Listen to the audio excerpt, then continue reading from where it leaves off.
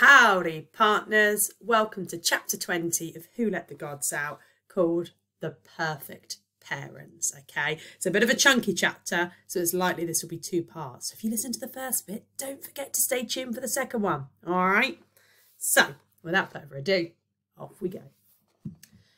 Call Me Graham was renowned for being a soft touch, and Elliot had always managed to talk himself out of serious punishment. But this time, Mr. Boyle stayed too, and no amount of sub-stories was going to help. "Elliot, I'm very sorry to hear that your great-aunt has died again," said Call Me Graham, nervously flicking his fringe. "But Mr. Boyle is right. This time you have gone too far. You will have to be disciplined." "Expelled!" cried Boyle triumphantly. "Oh, really?" stammered Graham, turning to look at Mr. Boyle. "I was thinking more along the lines of a stern letter home. Maybe, if that's okay." "The boy is a menace," said Boyle, not taking his piggy eyes from Elliot's angry face. "And the girl has trouble written through her like a stick of rock." "I can assure you that my physical composition has nothing to do with rock," said Virgo disdainfully. "I am a carbon-based entity who—" "You see!" screamed Boyle. "I will not see the Brismore name dragged into the dirt. You're both expelled." "That's ridiculous," cried Virgo, nudging a belligerent Elliot into defending himself. "It wasn't even a real exam." "Not another word," yelled Boyle.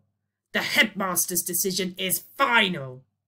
I haven't actually made a decision," Call Me Graham piped up. "Yes, you have, and an excellent one it is too," said Boyle, slamming his hand on Call Me Graham's shoulder in approval. "Right. Oh, well then, I'll need to see your parents," said the head, and Boyle gave an enthusiastic wobble. Elliot's blood froze. This was exactly what he'd been trying to avoid. There was no way Mum could come to the school. If Call Me Graham found out about Elliot's home life, the head would have to tell the authorities. Then all the months he'd spent trying to keep Mum safe would have been in vain. He looked desperately at Virgo. "Why don't you call my parents?" said Virgo loudly, with spectacularly bad acting skills. Of course, the gods.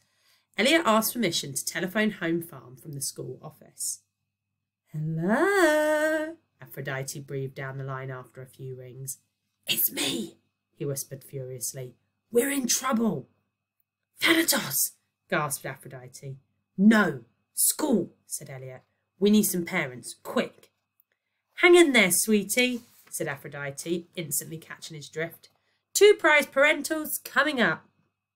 "Thanks, Aphrodite," he said, hurrying back to Call Me Graham's office before Virgo's mouth could get them into any more trouble.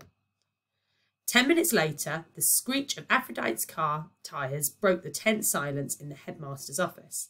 There was a thundering knock on the door, and Mr. Boyle sprang to answer it, clearly delighted to have a ringside seat at Elliot's expulsion. "Hi!" boomed a vast man in an American accent, grabbing Boyle's hand in a handshake so violent it made him wobble like a jelly. If the huge, muscular body and cropped hair were unfamiliar to Elliot, the orange Bermuda shorts and red shirt were not. He tried not to laugh at Zeus's disguise. "I'm Brad, and this little cutie is my wife. Bridget," purred Aphrodite, extending her lovely hand towards Boyle's sweaty paw, just giving him time to adjust the glasses that Zeus Brad's shaken had dislodged. "You must be Mr. Boyle. I'd know that handsome face anywhere from Elliot's description." Aphrodite shot the youngsters a shifty wink as she walked towards them. "Now what have you two scamps been up to?" she said, waggling a finger at Elliot and Virgo as she perched on the edge of the headmaster's desk. "You know how seriously I take your education." "Welcome to Brismore School," said Graham.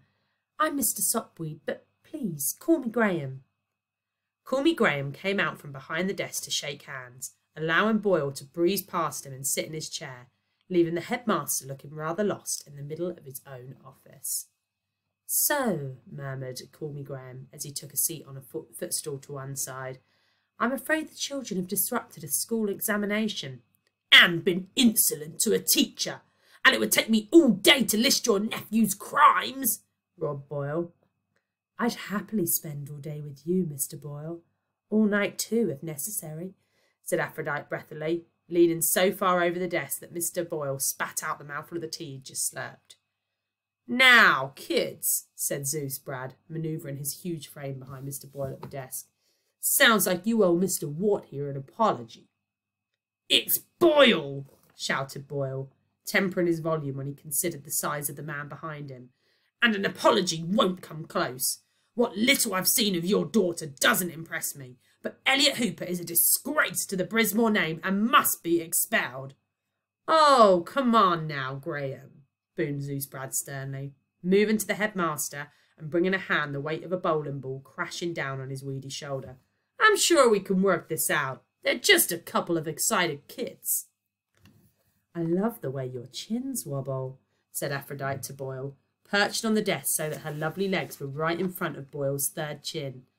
And the way the spit glistens on your lips is just heavenly. But expelled, that's so final. Is there any way I could persuade you to give our little Ellie one more chance? Absolutely not, gasped Boyle. He's had too many chances. Ah, you seem like a reasonable guy, said Zeus Brad, squeezing his huge hand on Call Me Graham's shoulder, releasing a pained whimper from the headmaster. Let's not be hasty. Please, implored Aphrodite, puffing her lips into an irresistible pout. Well, the Brismore rules state, spluttered Call Me Graham, earning him another painful squeeze from the hulk of a man behind him. Pretty please, said Aphrodite, batting her luscious eyelashes. I suppose Mr. Boyle here might have been a little harsh, he stammered, wiping the sweat from his brow with a frilly handkerchief. What? Shouted Mr. Boyle. No, headmaster, expulsion is the only possible consequence. I think you'll find that Graham here has spoken, said Zeus Brad, striding over to Mr. Boyle and towering over him. Unless there's anything you want to add. No, whimpered a gibbering Boyle. But they are both suspended. I don't want to see either of these children until the end of term exams next month. And if they get half a mark beneath the 85% pass mark, they'll be out of school. Oh, thank you, cried Aphrodite, leaping off the desk and planting a big kiss on Call Me Graham's clammy cheek, turning him a shade of pink that put Elliot's blushes to shame. You won't regret it. Now come along, you naughty children. Let's get you home. Yes, Mummy, droned Virgo, showing little improvement in her acting ability. Yes, Auntie Bridget, squeaked Elliot, running from the room before exploding with laughter in the corridor. Good to meet you, Wart, boomed Zeus Brad, his blue eyes as cold as steel. Mr. Boyle winced in his handshake. I'll be keeping my eye on everything, don't you worry. It's Boyle, shouted the incensed history teacher, as Zeus slammed the door in his fat face, blocking the hysterical laughter coming from outside. Well, I think I handled that very nicely, said Call Me Graham quietly from his footstool. Time for lunch. As the head tripped over some fresh air on the way to the canteen, Mr. Boyle looked out of his window to where the quartet was piling into Aphrodite's car in giggling fits. You wait, Hooper, he muttered under his pungent breath. The last laugh will be mine. Zeus, Aphrodite, Elliot and Virgo couldn't stop giggling all the way home. But when they reached the farm, Athene didn't see the joke. Suspension is a very serious business, she said sternly to the four, who hung their heads before her. Think of all the school they'll miss. Why did you give Elliot that pearl? Oh, be quiet, pouted Aphrodite guiltily. I was only trying to help Ellie rub that pig-faced buffoon's nose in it. Besides, this suspension is just what we need. It's too dangerous letting them out of the house until we know where Thanatos and Hypnos are. They're safer here and you know it. Let's talk in the shed, said Athene, looking over at Josie, who was happily knitting a colourful scarf in the kitchen. From outside, there was nothing apart from the fixed roof to show that Demeter, Hestia and their team of penates had touched the shed at all. But as Athene swung the door open, it took Elliot a moment to comprehend what he saw. His run-down old cowshed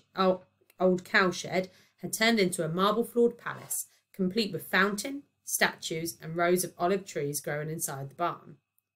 On an upper level were the Olympians' opulent sleeping quarters, complete with a library for Athene.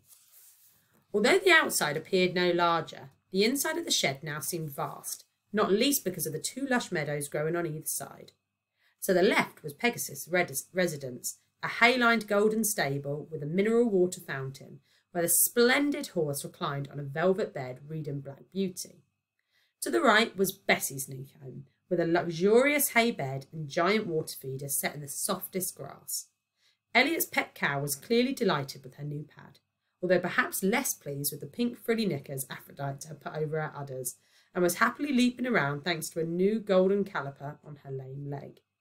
Elliot could hear the chink of hammer on iron in Hephaestus's new forge underneath the shed, and despite the cold, grey weather inside the barn, it felt warm and sunny. I'm going to pause there. You can find me for part 2 of chapter 20. It'll be the video after this one. All right.